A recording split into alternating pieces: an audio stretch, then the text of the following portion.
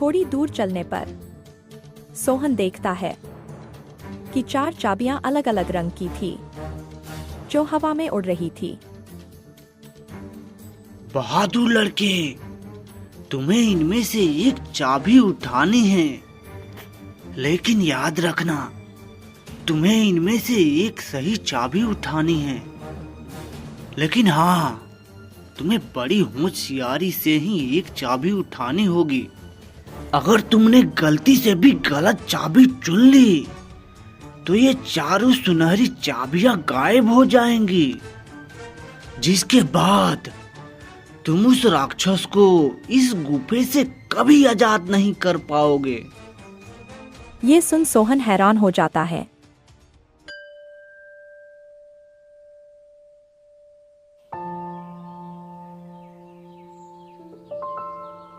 धोपुरा नाम के एक छोटे से गांव में एक बहुत ही सुंदर बाग था, लेकिन कोई भी गांव वाला उस सुंदर बाग में जाने से डरा करता था। उनका मानना था कि अक्सर बाग के उस पार वाली गुफा के अंदर से किसी राक्षस की आवाजें आती है, जो कि आते जाते लोगों को आवाज देता है, जिससे गांव वाले बहुत डरा करते थे।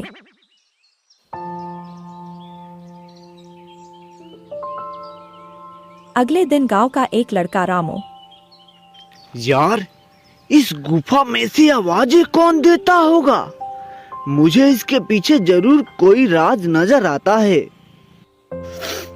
रामू भैया, जो भी हो, लेकिन आप गलती से भी उस गुफा के अंदर मत जाना। हाँ, लेकिन इस गुफा का रहस्य तो मैं जान कर ही रहूंगा। सब गांव वाले डर के साए में आखिर कब तक रहेंगे?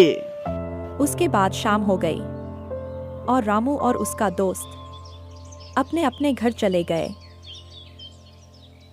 अगले दिन सुबह सारे गांव में सन्नाटा था और रामू के घर के बाहर उसकी लाश रखी हुई थी। सब रो रहे थे। शाम को बस यह बोलकर घर से निकला था कि एक रहस्य से पर्दा उठाने जा रहा हूँ। मेरी रामू की बहादुरी मुझसे ले डूबी। हाय मेरा बच्चा।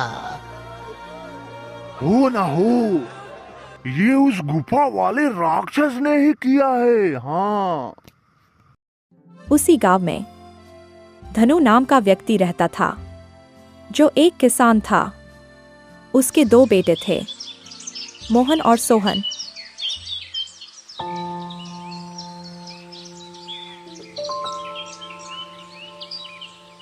बहुत दिन हो गए हैं, चलो आज हम लोग गांव के बाग में चलते हैं। न जाने क्यों बाबूजी हमें उस बाग में जाने से मना करते हैं। इस पूरे गांव में एक वही तो जगह है जहाँ कितने मीठे मीठे फल होते हैं। हाँ सोहन, वह बाग सच में बहुत सुंदर है और उसमें बहुत मीठे मीठे फल भी होते हैं, लेकिन बाबूजी हमें वहाँ जाने ही नहीं देते हैं। वह कहते हैं कि गांव के बाग के उस पार एक गुफा है जो कि बहुत ही भयानक है और सही भी है। गांव के रामू भैया की मौत के बाद वह गुफा तो और भी डरावना लगने लगा है। अरे मोहन, यह सब झूठी बातें हैं। मुझे नहीं लगता वहाँ ऐसा कुछ है। अगर सच में वहाँ कोई राक्षस होता तो क्या गांव वालों के सामने नहीं आता? और वैसे भी गांव वालों ने उस राक्षस को कभी देखा नहीं, बस उसकी आवाजें सुनी है। बोल तो तुम सही रहे हो सोहन, मुझे भी लगता है कि वहाँ कुछ नहीं है। चलो ठीक है, हम लोग कल उस बाग में चलेंगे और क्या पता हमें रामू भैया के मौत के बारे में कुछ जानकारी भी मिल जाए। हाँ ठीक है, कल चला जाएगा। इसके बाद दोनों भाई अपने कमरे में जाकर सो जाते हैं। अगली सुबह, देखो मेरे प्यारे बेटो, मैं किसी काम से खेत में जा रहा हूँ। तुम दोनों अपना ख्याल रखना।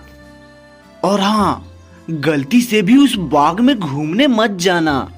वो जगह अच्छी नहीं है। पता है ना तुम्हें, रामू भी वहीं जाने से मारा गया था। पिताजी, आप चिंता मत करिए, हम दोनों उस बाग में नहीं जाएंगे। इसके बाद उनका पिता वहां से चला जाता है और अपने पिता के जाते ही दोनों भाई उस बाग की तरफ जाने लगते हैं।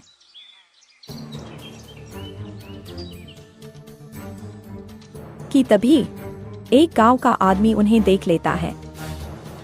अरे मोहन और सोहन, तुम दोनों इस बाग की तरफ कहाँ जा रहे हो? क्या तुम्हें नहीं पता कि बाग के उस तरफ एक गुफा है जो कि बहुत ही डरावना है।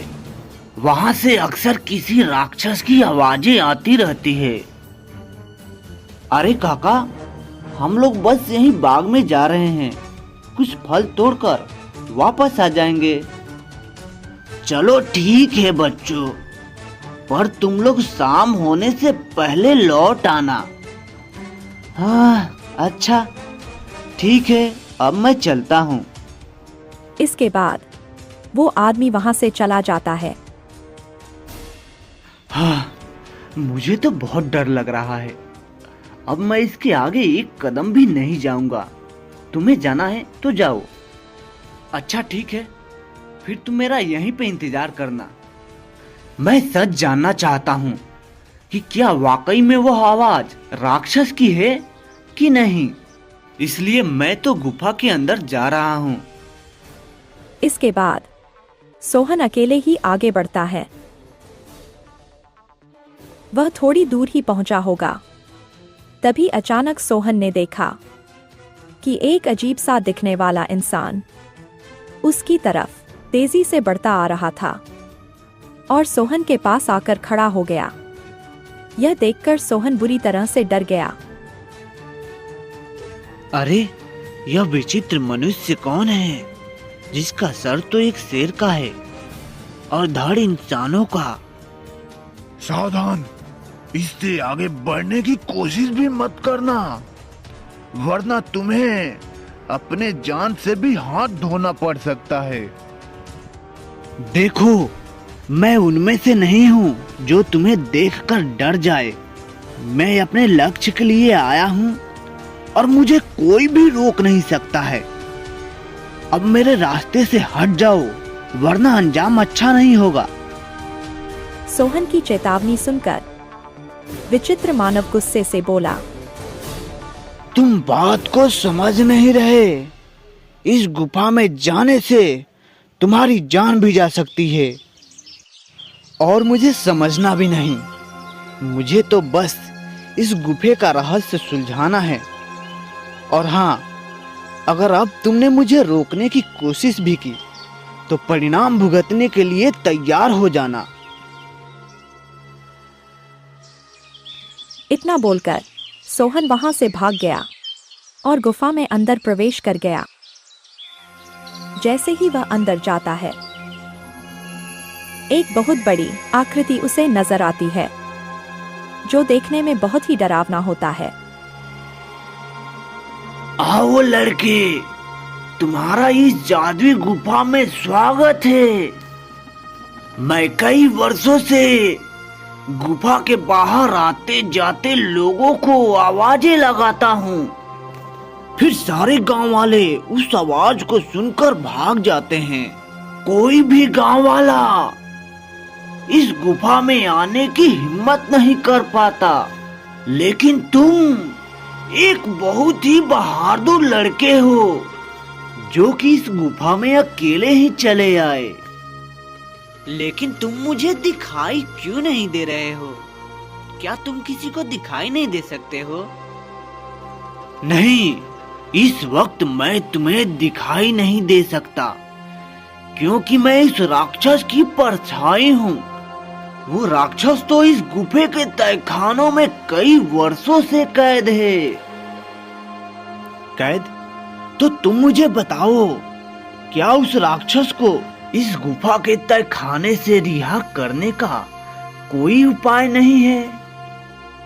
मार्ग है लड़के, और तुम उस मार्ग तक पहुंच भी सकते हो, लेकिन इसके लिए तुम्हें इस गुफा के तहखाने में भीतर उस राक्षस के पास जाना होगा। वही राक्षस तुम्हें उसकी मुक्ति का राज बताएगा। जिसके बाद सोहन गुफा में अंदर जाने लगता है। जैसे ही सोहन तहखाना के अंदर जाता है तो उसे एक आग जलती हुई दिखाई देती है।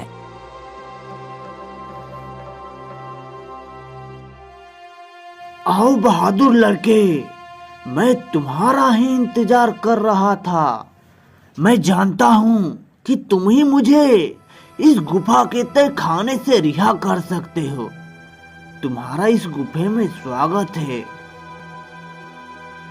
मैं तुम्हें देखना चाहता हूँ, तुम मेरे सामने आओ। कि तभी अचानक से वह राक्षस के सामने आता है, जो बहुत ही डरावना होता है, जिसे देखकर सोहन थोड़ा डर जाता है। देखो, तुम डरो मत लड़के, मैं तुम्हें कुछ नहीं करूंगा। मैं जानता हूँ कि तुम मेरी मदद करने आए हो, लेकिन एक बार फिर सोच लो, क्योंकि मुझे यहाँ से रिहा करना इतना आसान काम नहीं है। लेकिन मैं तुम्हारी मदद कैसे कर सकता हूँ, और तुम यहाँ कैसे कैद हुए? बताता हूँ। बहुत साल पहले इस गुफा में एक मानव रहता था। वो बहुत ही गरीब था। वो गुफा के बाहर वाले बाग से फल तोड़ा करता था और उन्हें ही खाया करता था। उन्हीं फलों के बीच एक रहस्यमयी फल भी था, जो कि बहुत ही चमकदार था, जिस पर मेरी नजर थी। वो फल मेरी उम्र 100 साल और बढ़ा सकता था, लेकिन मैं इस फल को तब तक नहीं खा सकता था जब तक कोई इंसान उस फल को पेड़ से तोड़ ना ले। फिर एक दिन वो इंसान उस चमकदार फल को उस पेड़ से तोड़कर इस गुफे में आया। जब मैंने उसे देखा तो मैं भी उसके पीछे पीछे इसी गुफा में चला आया, और फिर मैंने उससे कहा कि हे मानव, तुम जो इस बाग से सबसे चमकीला फल तोड़कर लाए हो, उसे मुझे दे दो। इसके बदले तुम जो भी 2 इच्छाएं मांगोगे उसे मैं पूरा करूंगा। ठीक है, वो फल मैं तुम्हें दे देता हूँ, पर मेरी 2 इच्छाएं हैं। पहला ये कि तुम मुझे ये वरदान दो कि आज से ये बाग मेरा होगा, और दूसरा ये कि तुम इस गुफा में हमेशा के लिए कैद हो जाओगे, ताकि इस बाग में तुम्हारे डर से कोई भी ना आ सके, और हमेशा के लिए मैं ही इस बाग में राज करूं। वो आदमी मुझे फल तो दे देता है, और उस फल को खाकर मेरी उम्र 100 साल बढ़ गई, लेकिन उस आदमी को दिए गए वरदानों के तहत मैं इसी गुफे में कैद होकर रह गया। लेकिन हाँ, उस वरदान को देने के बाद मैंने उसे 2 श्राप भी दिया था कि तुम इस गुफा में कभी नहीं आ पाओगे, और दूसरा कि तुम एक जानवर बन जाओगे। तब से वो मानव इस गुफा में कभी नहीं आता। क्या आपसे पहले आपको यहाँ से निकालने की किसी ने कोशिश नहीं की? इससे पहले गांव के एक लड़के ने मुझे बचाने की हिम्मत दिखाई थी, और वो उस चमत्कारी फल को लेकर इस गुफा में प्रवेश करने ही वाला था कि तभी उस अर्ध नर मानव ने उसे गुफे के बाहर ही मार दिया, और फिर पूरे गांव में ये बात फैल गई कि मैंने उसे मारा है। हाँ, वो लड़का हमारे गांव के रामू भैया थे। उस जानवर जैसे दिखने वाले मानव ने उसे मारा है, मैं आपको इस गुफे से आजाद जरूर कराऊंगा। लेकिन मुझे ये तो बताओ कि मैं तुम्हें आजाद कैसे कराऊंगा? तुम्हें यहाँ से उस बाग में जाना होगा। वहाँ तुम्हें उस बाग में रहने वाले उसी आदमी का झोपड़ी दिखेगा जिसकी वजह से मैं इस गुफे में कैद हूँ। तुम्हें उसकी झोपड़ी में जाना होगा, फिर वहाँ से तुम्हें वही चमकदार फल लाना होगा। मेरी मुक्ति का राज उस फल में ही कैद है। ध्यान रखना बहादुर लड़के, उस मानव की झोपड़ी में कोई नहीं जा सकता। जब वो सो रहा होगा तुम्हें तभी जाना होगा और उसकी फलों की टोकरी में से सबसे चमकता फल लाना होगा। लेकिन तुम्हें ये काम बड़ी होशियारी से करना होगा, क्योंकि अगर ये बात उस आदमी को पता चल गया तो वो तुम्हें जिंदा नहीं छोड़ेगा। ठीक है, मैं तुम्हारे लिए वो चमकदार फल लेकर जरूर आऊंगा, लेकिन तुम्हें मेरी एक बात माननी होगी। कौन सी बात? तुम्हें हमेशा हमेशा के लिए ये गुफा और मेरा गांव छोड़कर जाना होगा। ठीक है, मुझे मंजूर है। इसके बाद सोहन वहां से बाग में जाता है और उस विचित्र मानव के झोपड़ी की तरफ बढ़ने लगता है। सोहन देखता है कि उस आदमी के झोपड़ी में कोई नहीं है। वो इधर उधर देखता है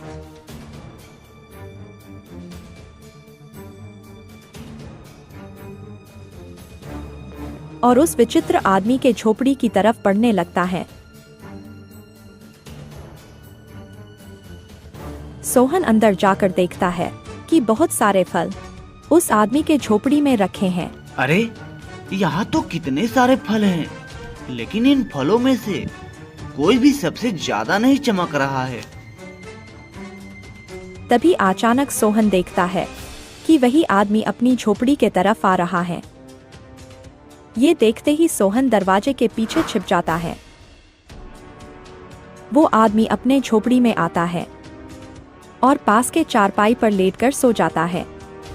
ये देखकर थोड़ी देर बाद सोहन बाहर आता है और उन फलों की टोकरी में से सबसे चमकदार फल ढूंढने लगता है। लगता है यही वो चमकदार फल है। मुझे जल्दी से ये लेकर उस राक्षस के पास जाना होगा। और फिर वो वहां से जाने लगता है। तभी उसके पैरों की आवाज सुनकर वह विचित्र मानव जग जाता है। रुको लड़के, तुम मेरा जादुई फल लेकर कहाँ जा रहे हो? तुम मेरा मुझे जादुई फल वापस कर दो, वरना मैं तुम्हें यहाँ से बाहर नहीं जाने दूंगा। सोहन ये सुनकर डर जाता है। मुझे ये फल ले जाने दो काका। मैं इस फल को उस राक्षस को देकर उसे उस गुफा से रिहा कर देना चाहता हूँ, ताकि फिर बिना डरे गांव वाले इस बाग में आ जा सके। मुझे ये फल लेकर जाने दो काका। क्या कहा लड़के? तुम मेरी कई सालों की मेहनत पर पानी फेर देना चाहते हो? उस राक्षस के उस गुफा से रिहा होते ही ये सारे गांव वाले मुझे यहाँ से निकाल देंगे। नहीं नहीं, मैं ऐसा नहीं होने देना चाहता। चलो जल्दी से तुम मेरा जादुई फल मुझे वापस कर दो। यह सुनकर सोहन वहां से उस चमकदार फल को लेकर भागने लगता है और तभी वह विचित्र मानव भी उसके पीछे पीछे भागने लगता है। सोहन भागते भागते उसी गुफा में पहुंच जाता है। जैसे ही वह गुफा में पहुंचता है, वह जादुई फल उसके हाथ से नीचे गिर जाता है, जिसके गिरते ही तोता में बदल जाता है। सोहन यह देखकर हैरान हो जाता है। तभी वह विचित्र मानव वहां आ जाता है। ये तुमने क्या कर दिया लड़के? इस जादुई फल को नीचे गिरा दिया अब ये तोता तुम्हें उस राक्षस के रिहा होने का आखिरी मार्ग बताएगा। नहीं नहीं, मैं ऐसा नहीं होने देना चाहता। वह विचित्र मानव जैसे ही सोहन को मारने के लिए आगे बढ़ता है, तभी वह विचित्र मानव अचानक से आग में जलने लगता है, जिसे देखकर सोहन हैरान हो जाता है। तभी उसे एक आवाज सुनाई देता है, जो कि राक्षस की परछाई की होता है।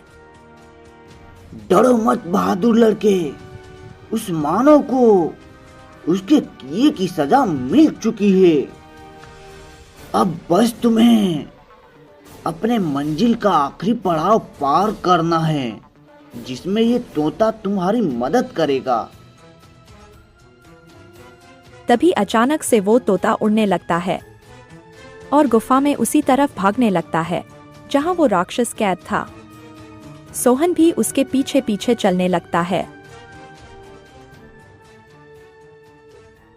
थोड़ी दूर चलने पर सोहन देखता है कि 4 चाबियां अलग अलग रंग की थी, जो हवा में उड़ रही थी।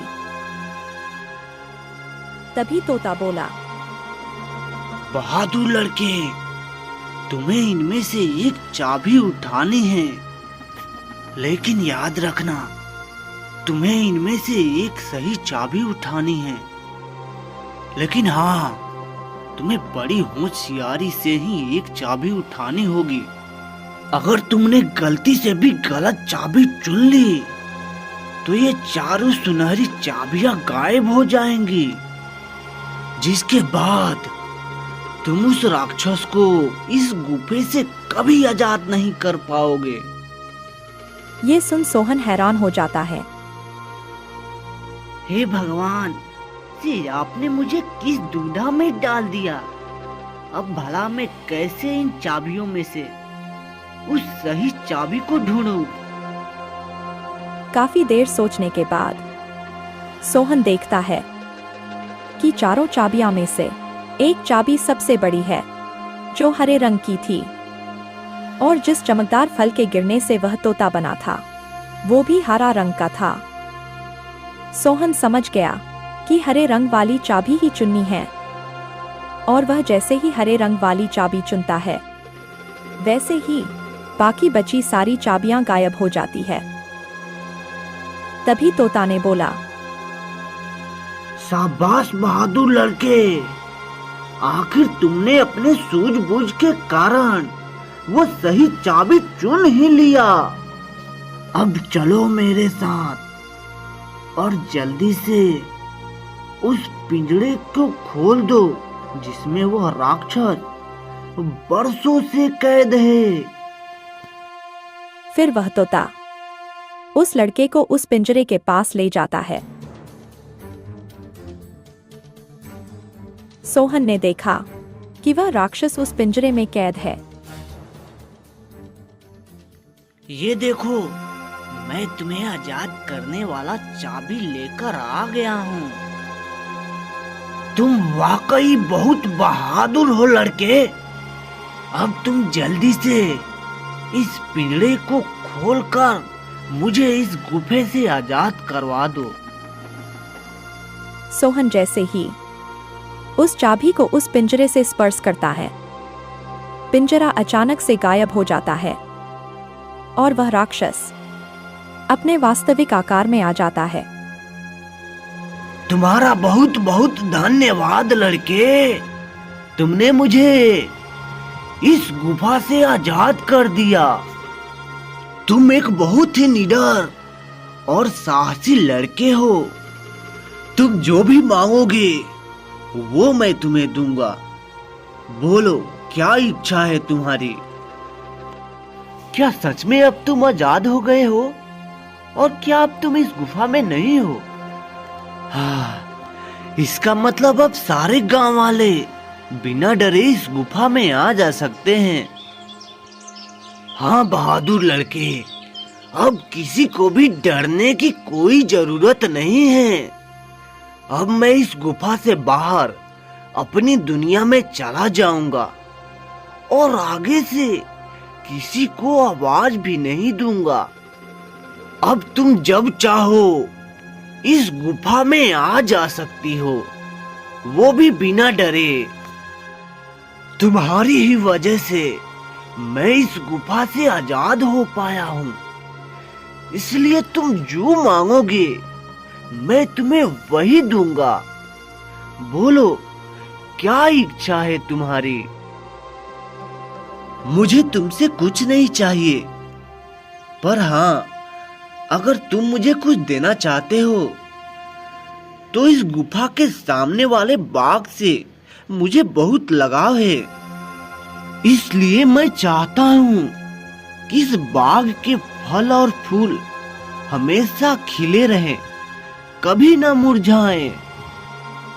ठीक है बहादुर लड़के, तुम्हारी ये इच्छा मैं जरूर पूरा करूंगा। आगे से ये बाग हमेशा हमेशा के लिए ऐसा ही रहेगा। इसके फल और फूल कभी नहीं मुरझाएंगे। अच्छा, अब मैं चलता हूँ, मेरा जाने का समय हो गया है। इसके बाद वह राक्षस गायब हो जाता है।